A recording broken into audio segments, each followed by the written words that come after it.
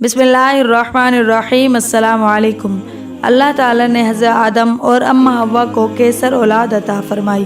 नस्ल इंसानी में इजाफे का ये दस्तूर था कि उनके यहाँ हर बार एक लड़का और एक लड़की पैदा होते थे और उन्हें ये हुक्म था कि हर लड़के की शादी दूसरे लड़के के साथ पैदा होने वाली लड़की से करें और दूसरे की शादी पहले के साथ पैदा होने वाली लड़की से करें।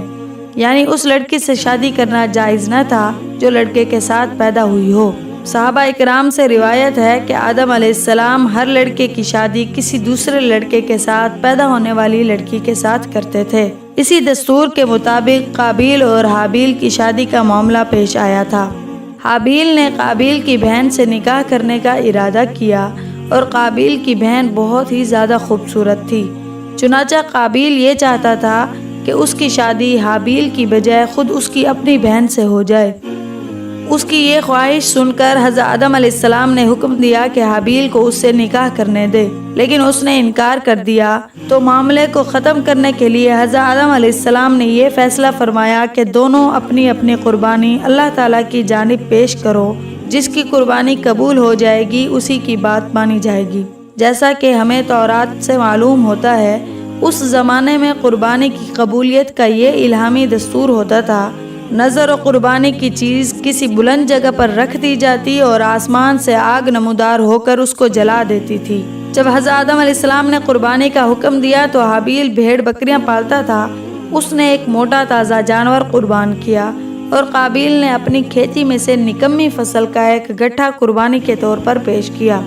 आसमान से एक आग उतरी और उसने हाबिल की कुर्बानी को खा लिया, लेकिन काबिल की कुर्बानी को छोड़ दिया। काबिल अपनी इस तौहीन को किसी तरह बर्दाश्त न कर सका और उसने गैज़ और गज़ब में आकर हाबिल से कहा कि मैं तुझको कत्ल किए बगैर ना छोड़ूंगा ताकि तू मेरी बहन से शादी ना कर सके। अबू जाफ़र ने फरमाया कि जब ये दोनों कुर्बानी दे रहे थे तो आदम अलैहिस्सलाम भी मौजूद थे। उन्होंने देखा कि हाबिल की कुर्बानी कबूल हो गई है, काबिल की नहीं हुई। तब काबिल ने आदम अलैहिस्सलाम से कहा, इसकी कुर्बानी इसीलिए कबूल हुई है कि आपने इसके हक़ में दुआ की थी और आपने मेरे हक़ में दुआ नहीं की थी। उसके बाद उसने तन्हाई में हाबिल को धमकी दी कि मैं तुझे कत्ल कर दूंगा। हाबिल ने कहा, अगर तू कत्ल करने के लिए मुझ पर हाथ चलाएगा तो मैं तुझ पर हाथ नहीं उठाऊंगा। मुझे तो अल्लाह रब्बुल आलमीन से डर लगता है। हज़रत अब्दुल्ला बिन उमर से रिवायत है, उन्होंने फरमाया, कसम है अल्लाह की, उन दोनों में से मकतूल ज़्यादा ताकतवर था, लेकिन उसने दूसरे की तरफ हाथ नहीं बढ़ाया ताकि गुनाह का मुर्तकिब ना हो जाए। एक रात हाबिल को जानवर चराते हुए वापस आने में देर हो गई। आदम अलैहिस्सलाम ने उसके भाई काबिल को भेजा कि मालूम करे उसे क्यों देर हुई है। वो गया तो उसे हाबिल मिल गया। उसे फिर वही कुर्बानी वाली बात याद आई। उसके अंदर गुस्सा दबा हुआ था। उसने कहा, तेरी कुर्बानी कबूल हो गई है और मेरी नहीं हुई। तो हाबिल ने उसकी बात सुन के कहा, अल्लाह ताला अहले तकवा से कुर्बानी कबूल फरमाता है। उस पर काबिल को गुस्सा आ गया और उसके पास लोहे की कोई चीज़ थी, उसने वो मार कर हाबिल को कत्ल कर दिया। बाज़ उलमा ने फरमाया है कि हाबिल सो रहा था। काबिल ने एक बड़ा पत्थर उसके सर पर मारकर उसका सर कुचल दिया। कत्ल के बाद काबिल हैरान था कि वो अपने भाई की इस लाश का क्या करे, चूँकि अभी तक नस्ल आदम मौत से दो चार नहीं हुई थी और इसीलिए हज़रत आदम अलैहिस्सलाम ने मुर्दे के बारे में कोई हुक्म इलाही नहीं सुनाया था। यकायक उसने देखा कि एक कव्वे ने ज़मीन कुरेद कुरेद कर गड्ढा खोदा और उसमें दूसरे मुर्दे कव्वे को गाड़ दिया।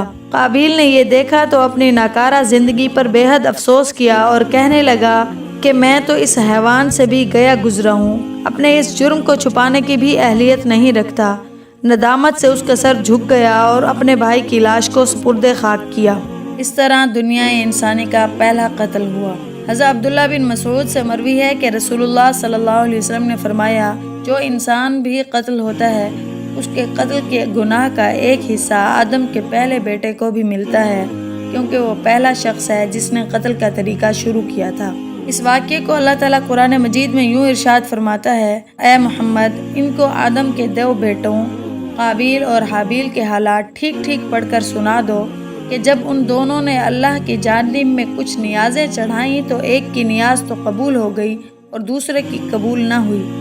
तब काबिल हाबिल से कहने लगा कि मैं तुझे कत्ल कर दूंगा। اس نے کہا اللہ پرہیزگاروں ہی کی نیاز قبول فرمایا کرتا ہے، اور اگر تو مجھے قتل کرنے کے لیے مجھ پر ہاتھ چلائے گا تو میں تجھے قتل کرنے کے لیے تجھ پر ہاتھ نہیں چلاؤں گا۔ مجھے تو اللہ رب العالمین سے ڈر لگتا ہے، میں چاہتا ہوں کہ تو میرے گناہ میں بھی ماخوذ ہو اور اپنے گناہ میں بھی، پھر اہل دوزخ میں ہو جا، اور ظالموں کی یہی سزا ہے۔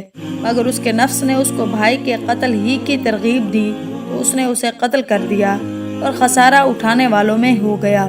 اب اللہ تعالیٰ نے ایک کوا بھیجا جو زمین کو کریدنے لگا تاکہ اسے دکھائے کہ اپنے بھائی کی لاش کو کیسے چھپائے۔ کہنے لگا ہائے افسوس، مجھ سے اتنا بھی نہ ہو سکا کہ اس کوے کے برابر ہوتا کہ اپنے بھائی کی لاش چھپا دیتا۔ پھر وہ پیشیمان ہوا۔